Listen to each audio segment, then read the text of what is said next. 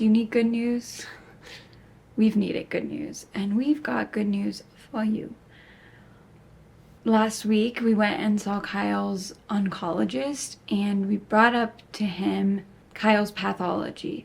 If you don't know, Kyle had a fist-sized tumor removed from the left frontal lobe of his brain on September 12th of 2024. This was his fourth brain surgery, a surgery that we were told was impossible and inoperable, but it happened and they got all of the tumor out, which is fantastic. But the pathology from that surgery showed that the tumor was a stage 4 astrocytoma. We were told then by his neurosurgical team here in Colorado where we live, because the surgery was done in Arizona, when we went to see them for him to get his stitches removed, that all stage 4 astrocytomas are glioblastomas. Those are big words. So in a nutshell, glioblastomas are the most aggressive forms of brain cancer. Astrocytomas are like the next tier down. And then within astrocytomas, there are different stages. And then there's another tier below that, which is an even less aggressive form of brain cancer. Yeah. So we were told by his neurosurgical team here in Colorado that any astrocytoma graded stage 4 is technically a glioblastoma. And that makes no sense to me. It doesn't make sense because all of the pathology said astrocytoma stage 4. Never were we once told it was a glioblastoma by the team in Arizona until after that fact we called and they were like, well, yes, I guess technically that's what that means. We were leaving that surgery feeling like, okay, it's not a glioblastoma, it hasn't become that. And then we found out that it was, and it was a big shock and surprise, and also really confusing because no one was telling us that, and then suddenly they were like, yes, it is. But to our shock and surprise, as this whole journey has been, we went and saw Kyle's oncologist this week, and we explained this kind of kerfuffle we were in of like, this doesn't make sense.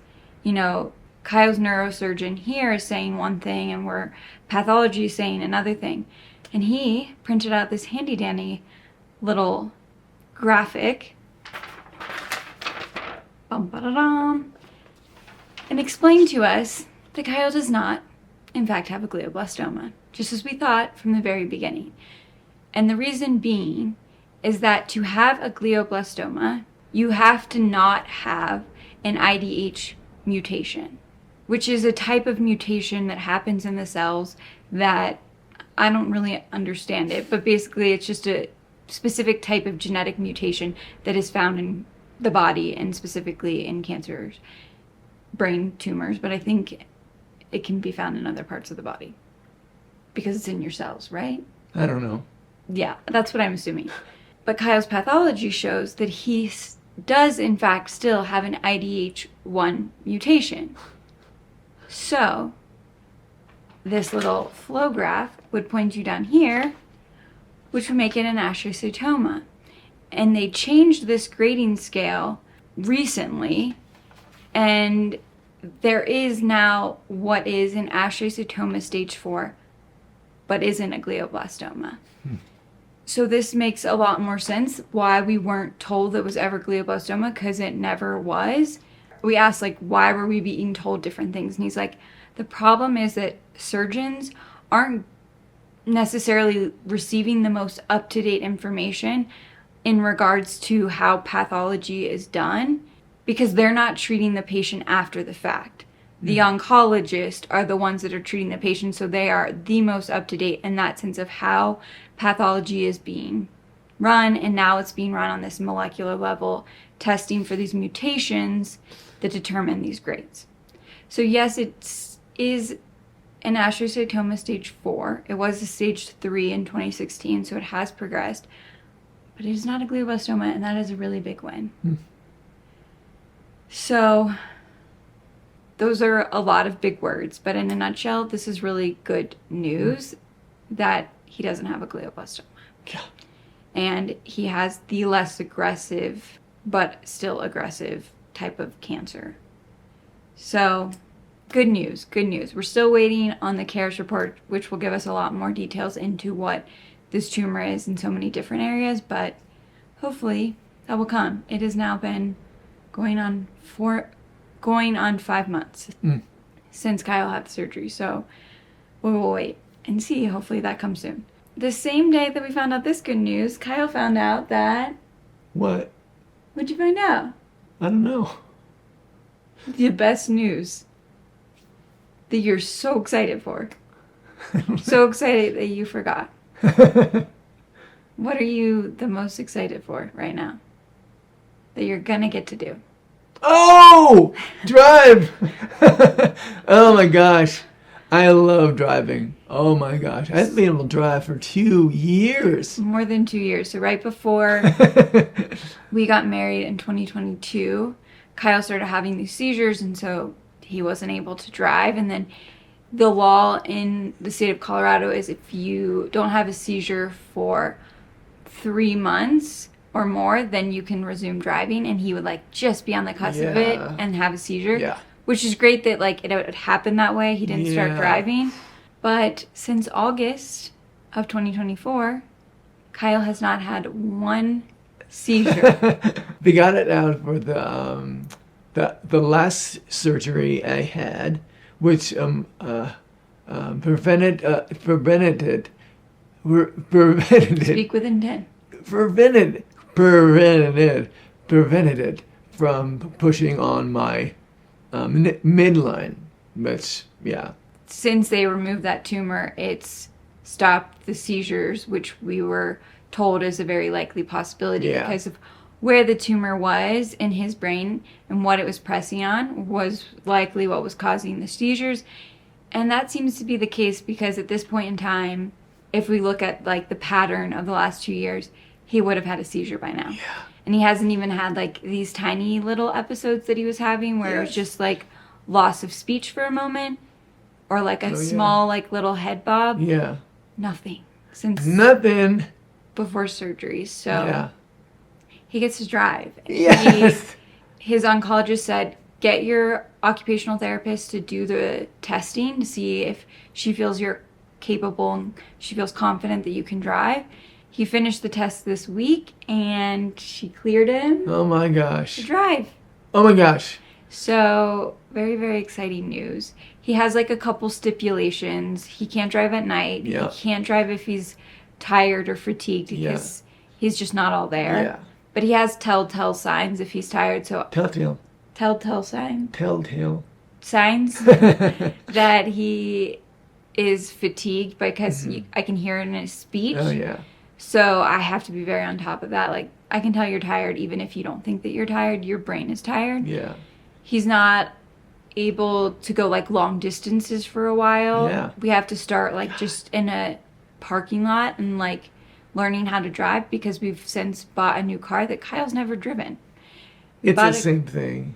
It's a different type of car. Yes. But he's never driven it, so just getting to know the car and that being like the first beginning, just backing up, parking, driving around the parking lot.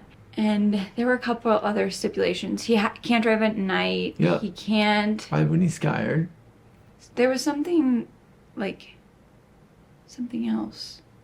Anyways, he has like a couple stipulations. She has to send the report to Kyle's oncologist and then he'll sign off. And if he agrees with it or if he wants to make any changes, he will let him know. But he'll likely get to start driving like oh my god by the end of the month.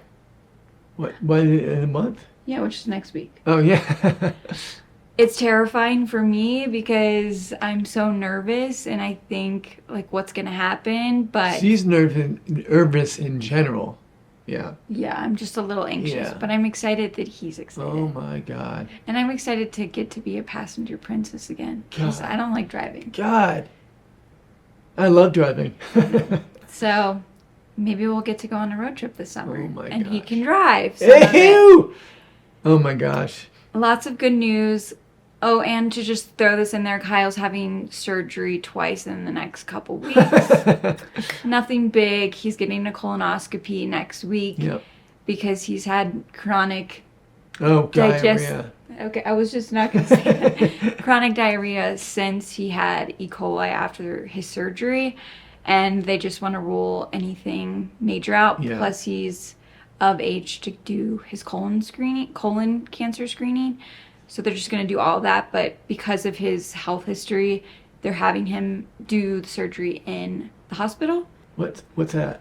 You're having the procedure in the hospital instead of like their outpatient clinic. Oh, yeah. He'll be able to go home that day, but there'll just be more staff and there'll be more people there just to make sure that he's really safe and okay.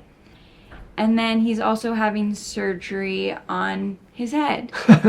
Didn't see that one coming, did ya? Show him your head. He has like this little spot. I don't know if you can see that. He has this little spot here. And it's just not healing. His neurosurgeon who did the surgery recommended that he goes and gets this stuff called Stravix, Yep. put on that spot. And it is this stuff made out of like umbilical cord DNA and stuff, and it helps the skin to repair. The plastic surgeon who's doing the procedure, we went to see him, and he explained it. It's like kind of like giving a plant fertilizer. It helps it to grow and repair. They're just going to go in and cut out and see what they need to clear. He doesn't think it's infected. He's not super concerned, but just to make sure. We just don't want to, like, what if there is something under the surface and we leave that? So we're going to move forward with that. It is a little scary to, like, have procedures and going under anesthetic because that's always a risk, but hoping that it gives us answers and then his head can be fully healed. He can get Optune back on, which is his medical device that prevents the cancer cells to continue to grow. And lots happening.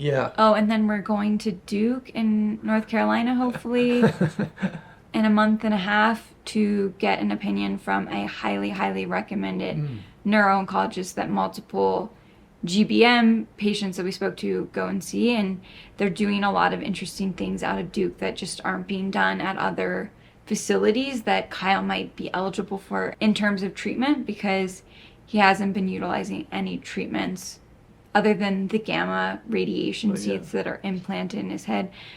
That is a lot. He has these radiation seeds that locally emit. They're in the cavity in which they removed his tumor, and then it helps prevent the cancer from growing back because it's being radiated, which is wild to me. So good things are brewing. Feeling like there's like this massive shift happening of like we're really coming back into this normalcy of being in roles other than caregiver and receiver of caregiving, and lots of hopeful things ahead.